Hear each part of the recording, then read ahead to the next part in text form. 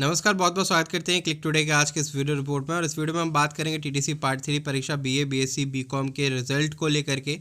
देखिए, आप सभी ने अपना रिजल्ट देख लिया होगा होपफुली। जिनका रिजल्ट नहीं दिख पा रहा है, रिजल्ट में नो रिकॉर्ड फाउंड या फिर इनवैलिड डेटा करके आ रहा है, या बहुत सारी अलग अलग जो है प्रॉम्प्ट जो है अगर आपको शो हो रही रिजल्ट नहीं दिख रहा है, तो आज की वीडियो में इसी का समाधान हम लेकर के आए हैं। फिलहाल जिनका रिज़ल्ट जारी हो चुका है वो सभी अपना रिज़ल्ट इस प्रकार से देख पा रहे होंगे। नीचे में जो है आपको पीडीएफ डाउनलोड करने का ऑप्शन है, इससे आप पीडीएफ अपना डाउनलोड कर सकते हैं और आप हमारे clicktoday.in के वेबसाइट से जा कर के अपने रिज़ल्ट को देख सकते हैं, डाउनलोड कर सकते हैं।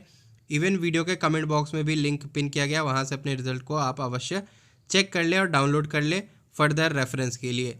अब इसके बाद हम आपको जो है एक और केस दिखाते हैं जिनका रिज़ल्ट प्रॉपर इस प्रकार से आया है।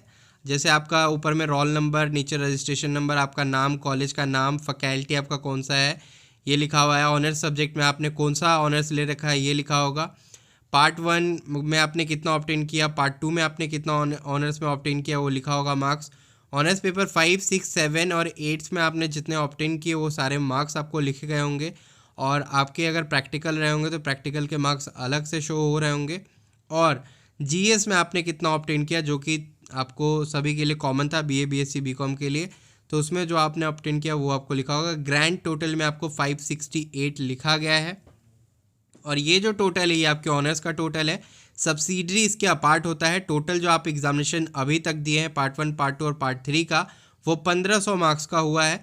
और 1500 मार्क्स में से आपको कितने मार्क्स आए हैं ये आपको खुद कैलकुलेट करने होंगे। आपके अपने मार्कशीट के मार्क्स को देख करके सब्सिडरी के आप एक तरफ कर लीजिए मार्क्स जोड़ करके, और composition subject MIL Hindi English लिया होगा या उर्दू लिया होगा तो उसका एक तरफ जोड़ करके कर लीजिए, और ऑनर्स का आप अपना जोड़ के एक तरफ कर लीजिए। उससे आपको क्लियर हो जाएगा कि 1500 में से आपको कितना मार्क्स आया है। इसके बाद रिमार्क्स में जो है बहुत लोगों का पास लिखा हुआ है, बहुत लोगों का जो कुछ लिखा ही हुआ नहीं है। उसके बाद मार्कशीट नंबर नहीं अवेलेबल है, तो मार्कशीट नंबर अवेलेबल होने में 1.5 हफ्ते का समय या 2 हफ्ते का समय लग सकता है। तो दिसंबर के दूसरे हफ्ते में आपको मार्कशीट नंबर भी देखने को मिल जाएगा।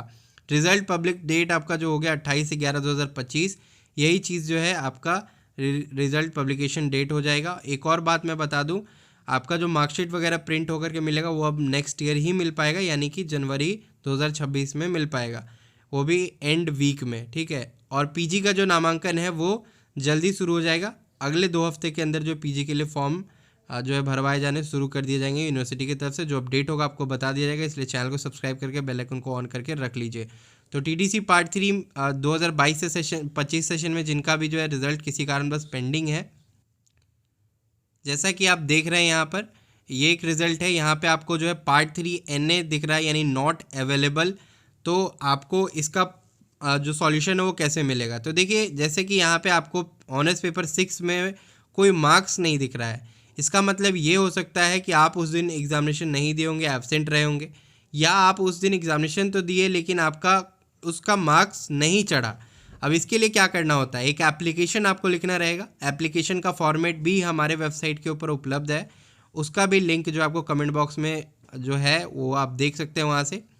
वो एप्लीकेशन आपको लिखना रहेगा। एप्लीकेशन में मेंशन करना रहेगा कि आपके कौन से पेपर का मार्क्स नहीं शो हो रहा है, और इसके साथ आपको अटेंडेंस मेमो निकलवाना रहेगा। अटेंडेंस मेमो कहाँ से निकलेगा, तो जिस परीक्षा केंद्र पर आप परीक्षा दिए हैं वहाँ जाएंगे, वहाँ से अटेंडेंस मेमो और कॉपी मेमो निकलवाएंगे। तो आपको जो है वहाँ पे बोला जाएगा कि आप एक एप्लीकेशन दीजिए या फिर एडमिट कार्ड दीजिए, कुछ प्रूफ मांगा जाएगा तब दिया जाएगा। वो मिलने के बाद जो है आप एक एप्लीकेशन जो लिखेंगे उसके साथ अटेंडेंस मेमो की कॉपी यानी फ़ोटो कॉपी, उसके बाद जो रिज़ल्ट आपका पब्लिश हुआ है उसका फ़ोटो कॉपी, और अपने पार्ट 3 का एडमिट कार्ड लगाते हुए जो है आपको अपने कॉलेज में बोला गया है कि जमा करने के लिए 15 दिन के अंदर में क्लेम करना रहेगा। जो भी आपका गलती रहेगा वो सुधार कर दिया जाएगा, अन्यथा बाद में बहुत लेट से सुनवाई होती है, ठीक है। अगर कॉलेज आपका सुनवाई ना कर रहा हो तो कॉलेज को बोलिए प्रिंसिपल से फॉरवर्ड करा के यूनिवर्सिटी आकर के एग्ज़ाम कंट्रोलर के ऑफिस में जमा करवाइए, ठीक है। जिनका रिज़ल्ट बिल्कुल ही नहीं दिख रहा है, जो ऊपर में डेटा एंट्री करने के बाद नॉट फाउंड दिख रहा है रिज़ल्ट, तो आपको क्या करना है, उसका स्क्रीनशॉट ले लेना है। जो नॉट फाउंड दिख रहा है रोल नंबर डालने के बाद और कॉलेज डालने के बाद उसका स्क्रीनशॉट लीजिए, कॉलेज जाइए, अपने प्रिंसिपल को कहिए कि इसका सुधार करवाए, नहीं तो आपको दोहराया जाएगा बार बार यूनिवर्सिटी से कॉलेज, कॉलेज से यूनिवर्सिटी, ठीक है। उस केस में भी आप एक एप्लीकेशन लिखिएगा, अगर कॉलेज वाले एक्शन ना ले तो आप खुद एक्शन मोड में आके काम कराइए। उसमें आपको अपना फाइनल ईयर का ये जो आपका एडमिट कार्ड रहा होगा वो जो स्क्रीनशॉट लिए होंगे वो लगाते हुए कॉलेज से फॉरवर्ड कराइए, यूनिवर्सिटी आके एग्ज़ाम कंट्रोलर ऑफिस में जमा कीजिए, या फिर कॉलेज में अगर जमा हो रहा है तो कॉलेज में ही जमा कीजिए। दूसरी तरफ फिर हम बात करें जिनका रिजल्ट जारी तो हुआ है लेकिन किसी कारणवश पार्ट 1 या पार्ट 2 का मार्क्स नहीं जुड़ा है, सेम आपको वही करना है, एप्लीकेशन लिखना है, पार्ट 1 और पार्ट 2 मार्कशीट का जो फोटोकॉपी कराना है, उसके एडमिट कार्ड का फोटोकॉपी कराना है, और पार्ट 3 का जो आपका ये रिजल्ट है इसका फोटोकॉपी निकलवाना है, और इसका एडमिट कार्ड लगाते हुए जो है अपने कॉलेज में या कॉलेज से फॉरवर्ड करा के यूनिवर्सिटी के एग्ज़ाम कंट्रोलर ऑफिस में जमा करना है। तो ही जाके आपका समाधान हो पाएगा, अन्यथा आप घर बैठे रह जाएंगे और आपका समाधान नहीं हो पाएगा। हालांकि एग्ज़ाम कंट्रोलर का कहना रहता है कि हम 2 से 3 दिन में जो है सब ठीक करवा देंगे।